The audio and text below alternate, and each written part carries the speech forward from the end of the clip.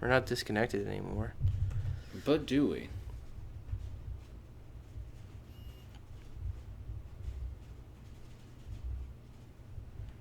Okay, are we back? Are we? Fucking, oh my god. I hate this shit so much, buddy. Alright, we're back. We are back at it again. Fuck me, man. I'm sorry.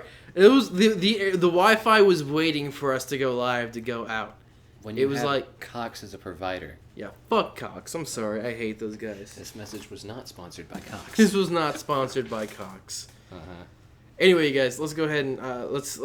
I guess we can start from the top, just because this is gonna be uploaded, and that's gonna be uploaded in segments. I'm gonna delete this other video, so that's gonna be a bitch. All right then. So, oh my god, is it still lagging? No. It's saying video output low. They can still see. So. All right. Well, we're just gonna assume everything's nifty and dandy, because I'm sure it's totally is. Totally is. Anyway, Sean and I are both huge Snafu fans. Indeed. Yes. Both the Blu-rays. He owns both the Blu-rays. I wish I owned both the Blu-rays, but Manime's too poor. Hashtag check out my Patreon. Dude, you shameless. Gotta go work them streets. I gotta work them streets harder, buddy. But what was I gonna say? Yeah. So Masamune-kun's Revenge definitely like kind of filled that hole for me, and I've been loving this freaking anime so much ever since. Oh, it's so good. I like it started off really good for me. It started off really good, and the last 2 episodes have just kind of pushed it above the barrier of just being a good anime. Like, it actually got better, which was not what I was expecting. I was worried that it was going to go down the classic, like, love story trope stuff, where, again, I can deal with that, but it's just like, this type of show is not meant to be on that route, you know what I mean? Mm-hmm. Like, oh, she's she's gone missing, and now he's going to go ahead and go after her, or some stuff like that, or it's just going to have, like, the mix-up to where it's going to constantly be to where it's one versus the other, and then he has to make the final decision at the end. No, they nipped that in the butt real quick of just, he's just like, yeah, no, my decision was still exactly my decision. Mm-hmm. I'm committing to this revenge. Yeah. And, you know, I think that for me, that's what makes this show so great, is that, you know, so I think it's no surprise to anyone that he's going to actually end up falling in love with the girl. No, totally. But I think personally, for me, the best part about this is that they totally deserve each other. They're both total, like, assholes. The girl's kind of bitch to any guy and is, like, standoffish and, like, really mean and, like, abusive to her friends. Yeah. While he's just, like all about looks and, like, just superficial bullshit and about, like, and all about revenge and anger and hatred. So they're both two horrible human beings. Oh, and the funniest part about it... So the fact that they're going to end up getting together, I'm not even mad about. The funniest part about it is that in their eyes, the other person did this to them, whenever deep down, no, they both were just shitty people to begin with. Mm-hmm. At the very beginning, he's even acknowledges, yeah, I was a fat little shit who only, you know, had friends because my daddy was rich. Mm-hmm. And he even acknowledged, yeah, no, people only befriend me to have me buy them shit. And he understood that he was just, you know, the fat, spoiled brat. And then when she showed up, she was just like, what the fuck are you doing at my lawn? Get out of here. And she was, you know, the dominatrix over him. And he was just like, I love you. No, fuck you. Which I'm waiting for their explanation on that one. I can see that they're probably going to be like, oh, well, that wasn't necessarily her who said that. Because of how this is looking... Again, she's already started saying that she had feelings for him. Yeah, I saw that coming, and personally, what is your theory on who this character is? For this new one that they just introduced? Yeah. I have no clue on exactly who. I'm a little worried, though, that this was introduced... I saw this in the opening, that something like this was going to happen. And I was wondering how they were going to incorporate this character. I I'm still skeptical, but again, it seems like an interesting thing. But it seems so overly convoluted and strange for this type of plot. Yes, I thought the same thing, but I have a theory. Okay. I've been thinking this theory up for a little bit recently. I bet you he's one of the bullies. They used to bully him when he was younger. It's like a swap, so they would reverse it, and I think that would be like the most interesting way of handling this. Because if you looked at it, there was like one main character bully. You get the two kids on the side, and there was like one kid that was in the middle that was always the main character bully. They looked kind of like him. It looked like a skinny version of him. Yeah, no, I remember seeing that, in which that's a good, like, speculation. But countering that, why exactly would he have been absent from the area for so long just to get fat? I don't know. That's See, that's what I'm saying. That's a good point. I don't know. With how they explained him to go get skinny, that's an acceptable explanation. Mm-hmm. He was bullied out of the town, and so he changed his name, changed everything about him, and came back. That's understandable. Yeah. But to say this kid who was already accepted was the kingpin probably of this group of bullies, and to say, okay, he was not around this chick because she would recognize again who this person was, Mm-hmm. just to go get fat, and which I'm seeing the only reason why as well is just gonna. I see this working out to where he's gonna be the competition for his revenge. Yeah. They both are gonna want the same thing. Mm-hmm. But both of them are going to want to be the one to do it. And, again, it's going to end in where he's going to be like, oh, well, never mind, I actually care about her, and then he's going to protect her, and then blah, blah, blah. That's going to how it's probably going to end. But with how he's going to show up and make himself fat to get the revenge? Here's my thing, though. I don't think particularly the other character's here for revenge. I think he's just legitimately wanting the banger, to make her his girlfriend or whatever. And I think the thing is that, ironically enough, this is like one of those anime where all the main characters are actually rich, and that's openly acknowledged. They're all like fucking millionaires. And I think that kid was also a millionaire, the bully. I mean, it kind of makes sense. So, I mean, who's to say that his family didn't move to America for a short period of time?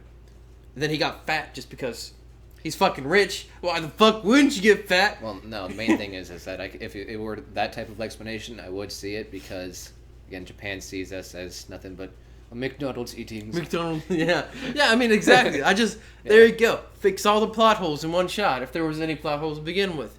Solve the theory. But that's what I'm thinking is going to happen. Personally, is that it's going to be basically one of these cases where it's like, he's like that freaking bully and he's fat. And then he catches on to the fact, or maybe the reason why he bullied him was because he knew the girl liked him when he was younger. And then that's his way of getting in, is like when he comes up to her and he's like, looks kind of like him, and now he's fat. And she goes, oh, you're Masamune-kun? He'll go, yeah. Sure. I'm rich enough to make this work. Let's see what happens. I mean, I think that'd be a really cool, kind of challenging way to do it. Thing is, though, is that I don't know if he would necessarily be on the rich side. I think he he could have been one person who just was, again, envious that she was even noticing him or even talking to him. Mm-hmm. Because the fat boy was rich. He could be an average kid. Because why would he be bullying another rich kid and trying to get the other rich kid to pay for his stuff whenever he also dresses like a normal little kid when fat boy dresses in fancier shit? I mean, maybe so. And so I don't know.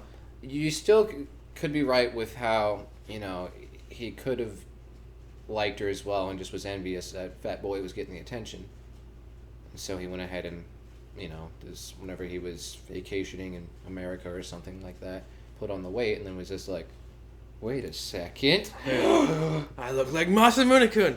Now I can go fuck that pit. I'm just kidding. That's going too far. That's going too far. Yeah, I mean, that's my theory. So what do you think of the show? The show itself? Mm-hmm. I really do like it. I've heard some people trying to compare it to Nisekoi. Honestly, though, Nosekoi, I don't really see the comparison anymore because of how the character development here is above Nosekoi. And not only that, there's not as much competition and it's not of the unknown. And even with Nosekoi, I mean, unknown, you already knew who was going to win in the first place, Chitige, because, I mean, it was A1. Didn't A1 do that one or no? Huh? Did A1 do that one or who did that one? I don't remember who did Nosekoi. Well, either way, no matter what, whenever A1 usually does something, the tsundere is going to win. Yeah. Even even if the guy was, again, he wasn't writing. I know he wasn't writing for them because he was writing his own stuff. Mm-hmm. Still, though, she's the one presented first. She got the interesting intro and was in a similar situation to him, so she won.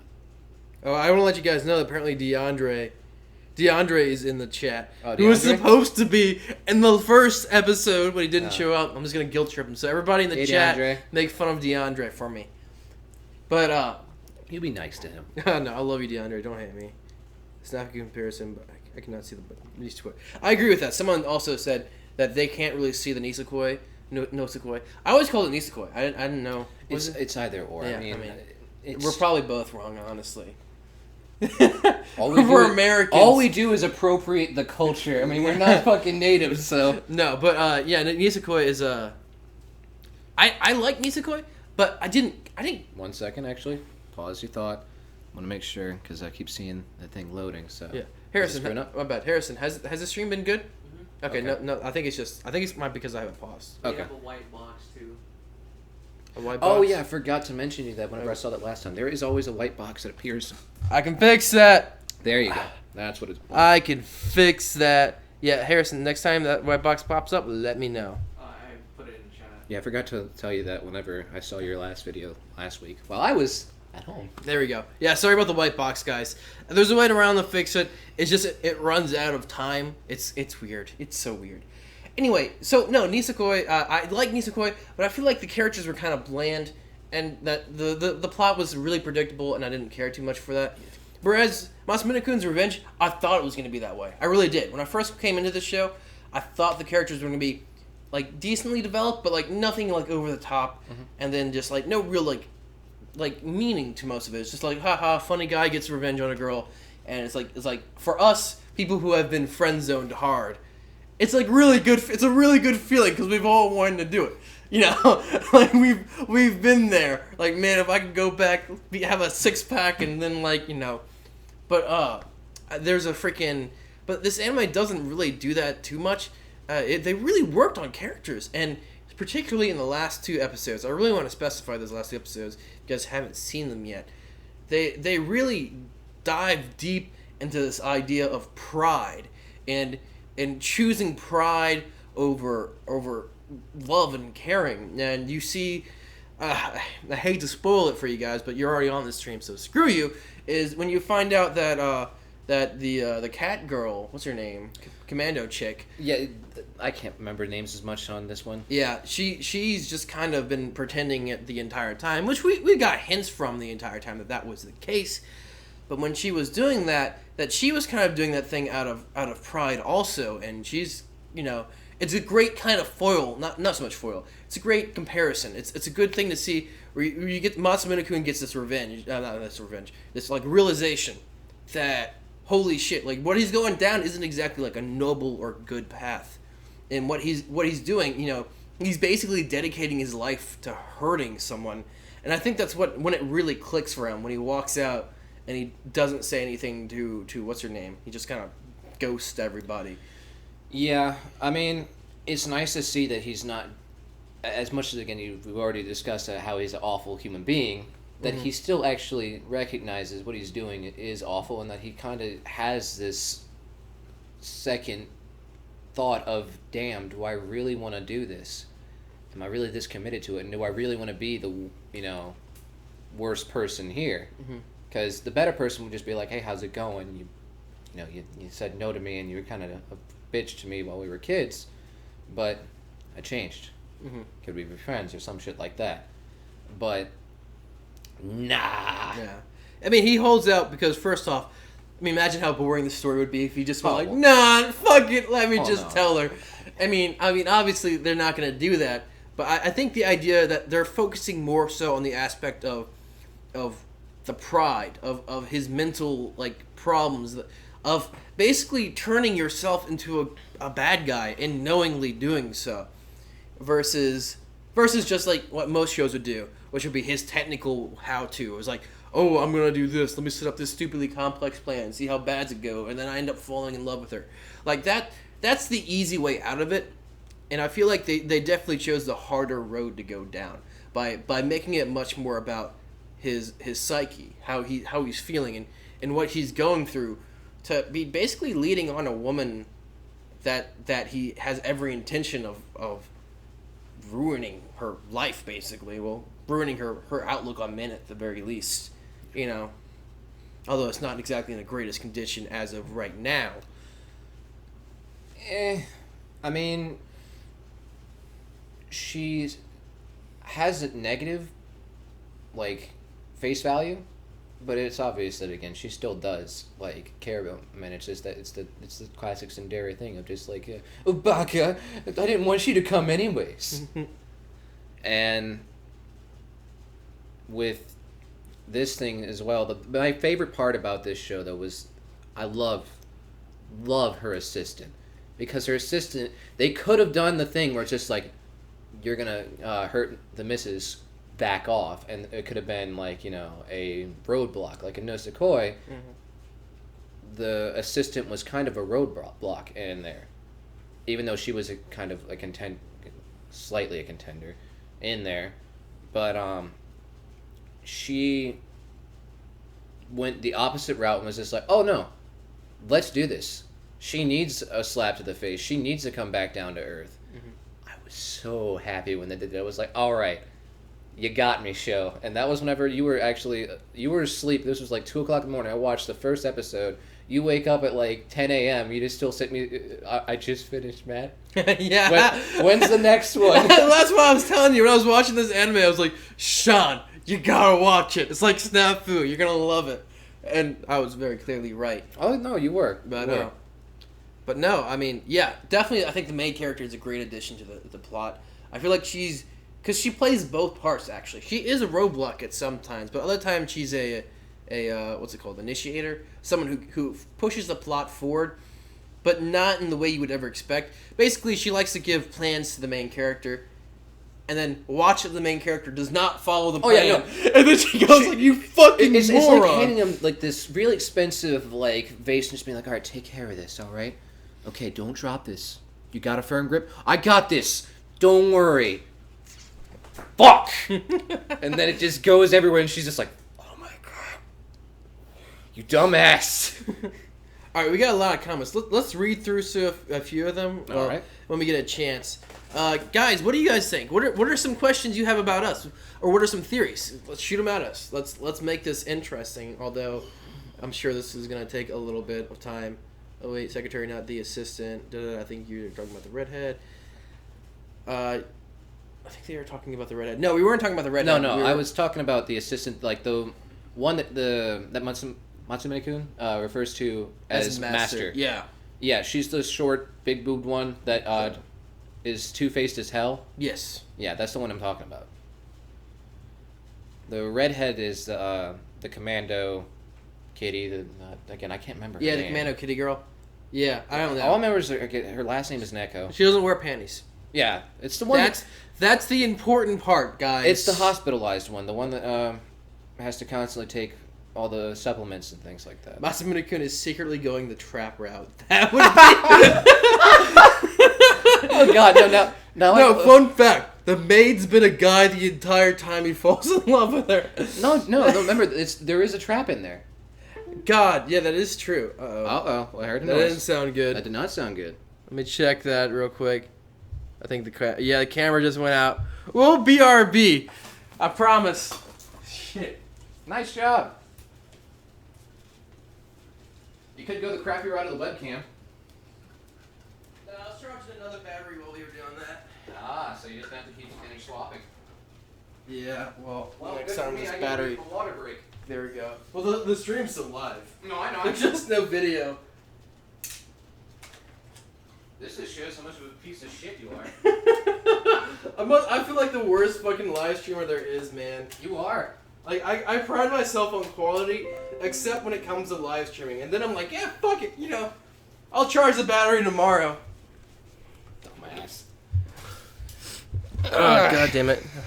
Shouldn't have sat down, bro. I still gotta fucking set up the rest of this shit. Oh, I have to... You're gonna be listening to the soothing voice of Sean. Click the record button, you fucking lazy piece of shit. Yeah. Alright, I know the stream went dead for a minute. We're back, though. We're back, because Anime Matt sometimes forgets to, Sometimes. always forgets to fucking... Prepare. charge the batteries, because he's a fucking... Prepare in general. He's a fucking piece of shit, okay? I get it, alright? Mm-hmm. So we're back. Anyway. Remember what the hell we were on. Why do you not question cute maids in anime? The golden rule. Wait, we gotta read some of these questions, bro. I mean... I think we're down just to the trolls. Okay, one question. In reference to Yoshino's role, in what society do high schoolers get their own assistants / maids? Sounds like child slavery to me.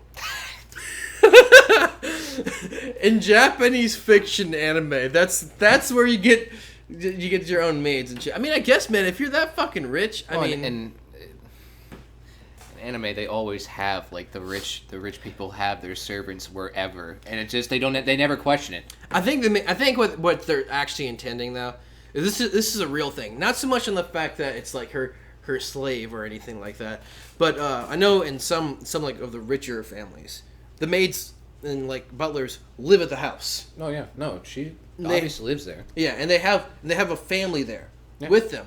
So I mean, it would make sense that the kid would be serving the other child or whatever. Like it's not unbelievable. It's not. What it's the you're talking about like the servitude of family for generations and generations and Yeah, generations. that kind of thing. That's actually even common when, in American history within the South. Mm-hmm. I mean, look at colonial history, and look at all that. There was people who would have the big homes, and then they'd have the servants. I mean, it's just they actually no, not even in just South. It's just colonial in general.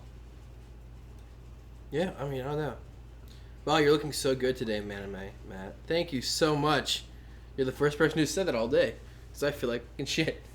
Actually, I took 2 Tylenol before this because I had a massive headache. Apparently the maid servants have family and generations. Alright, so, I don't know. What else you want to talk about this anime? We already covered character development, and that was the main thing that I was really impressed with.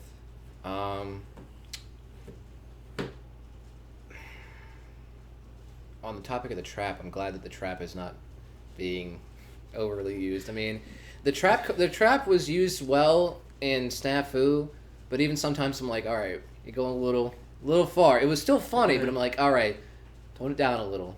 I have to admit, the way they use the trap in this anime is is classy.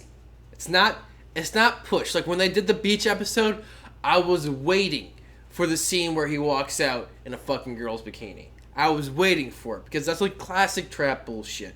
But then they had him walk out in a regular bathing suit and a t-shirt, and I was like, okay, that's fine. I'll let it slide. Like it's like I'll let that slide because that's not pushing it. I mean, that's normal. That's not ridiculous. And the same thing goes like he actually I think he's like kind of the fourth wall breaker too, because he does it a few times in the show where they'll make jokes like, wow, it's the first time I've ever seen you bring a guy over to the house. And he like kind of leans in like, I'm a guy. Just want to let you know. please. I don't know. Yeah, no. I'm liking how they're not going overboard, because whenever I heard the comment on the trap, I forgot exactly what it was, but it made me laugh about how all I saw in my head is there was a picture whenever I was trying to get iPhone backgrounds on Snafu. Somebody and OTP'd freaking the trap of Snafu. What's OTP mean? One true pairing is, and they went ahead and put them together. Oh, and they had the trap of Snafu in a wedding dress, holding and Hikigaya holding him up, and I was just like, oh. I mean, Oh, Hikigaya no. would be happy. Oh yeah, no. He said several times in the show, he's just like, "Marry me, please." Please, God. Nah. As I admit, man, I love the addition of like those kind of traps in anime. I think they're funny. They're interesting. We all know that overly effeminate guy. Felix. Felix is pushing it. Felix is one of those ones where it's like, okay, yeah, sure. Let's see. Let's look at any other questions. Your comments or anything. Matt, my theory is higher in the comments. All right, 1 second. Let me find this dude's theory. Someone must make his revenge. He's Okay, enemy. Here we go. Here's as a theory.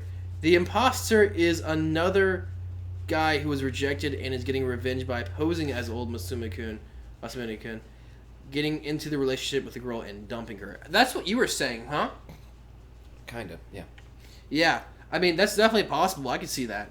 I feel like that would be an interesting way. But how would he know to pose as Masamune-kun though? That's my only thing.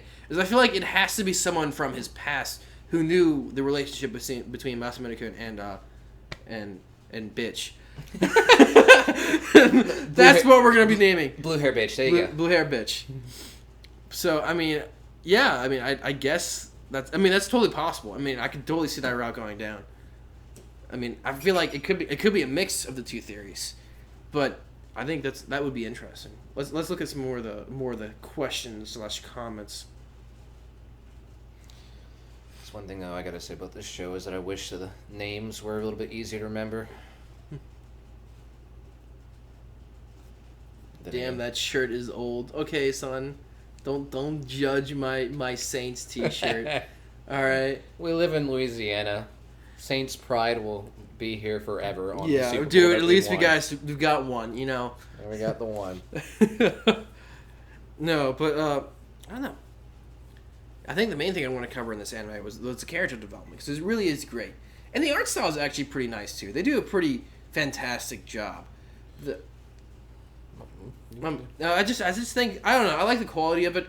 I feel like it's a very specific and generic style, but it's done to an extra to another degree. Like it's really pretty.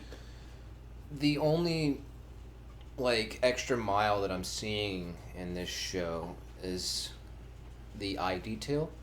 Mm-hmm. Did you notice that? No, I did not.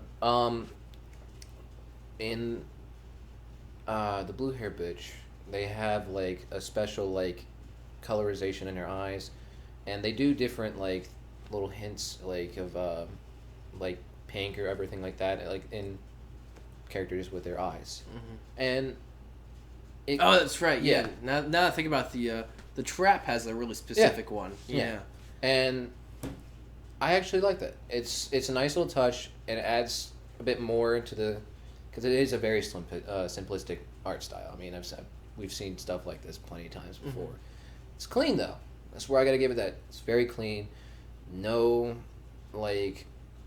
clashing of colors or not having proper outlines and so on. The only show that I know of that could have discoloration on their outlines is No Game No Life because they do the pink outline. Yeah. But that works within the show because it's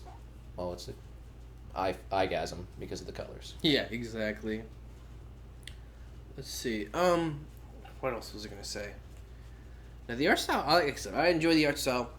It's nothing. It's nothing special, but it's still clean compared to something that came out well, I guess that one's still kind of more last season than this season, but I know one that I've been keeping up with just because I want to be able to have a certain verdict on it. Just like you're keeping up with freaking Tanya because, again, you're keeping your verdict going on it. Yeah, I'm still keeping up with Tanya. Twin Star Exorcist. It's just... I don't like the art style. And because, the main character on there looks atrocious. And when they do their flashbacks, you know how each show has a certain level of flashbacks. And that's another too. This show does not do that type of shit. With its flashbacks, it does not overuse them. Yeah. And when it does them, it's a decent enough transfer. And they can distinguish between flashback and current time period in a way that's not overly distracting, like in Twin Star Exorcist, where they have white borders right here, and then they have the rest of the screen on this side is black, and it's like, why you're not using your space correctly? And then it's just they add the little wavy color, black and white over, and then just keep it the same. I'm like, okay, you don't need the stupid borders right here. You're just making it look like shit. Yeah. I don't know. I was never a fan of Twin Star Exorcist to begin with. I've looked at the art style and it turns me off. Yeah, that's what I said. It's the art style's bad. I gave it a shot because I saw other things going on with it. Like, I saw it being posted everywhere. I was like, okay, I'll give it a shot. Once I got about 10 episodes in, I'm like, you know what? I'm already this far in. I'll finish it out and come up with this, final verdict at the end. But it's just, it's something to kill time. Yeah. No, I love how, like, throughout the entire episode, you have slowly pushed your way off the screen. I don't like the camera. You know I don't like the camera. Fuck you. Fuck that camera. Yeah, I don't want to. No, I want to make it look like you're talking to yourself. Come on, man. I'm always talking to myself. Let's not go crazy with this.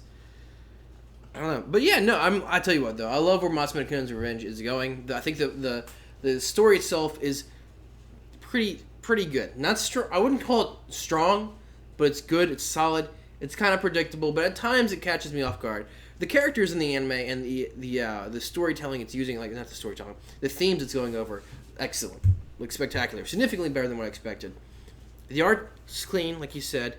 I do not like, though, sometimes they have this bad habit of going to, like, the really, like, chibi style. Every great once in a while they'll do it.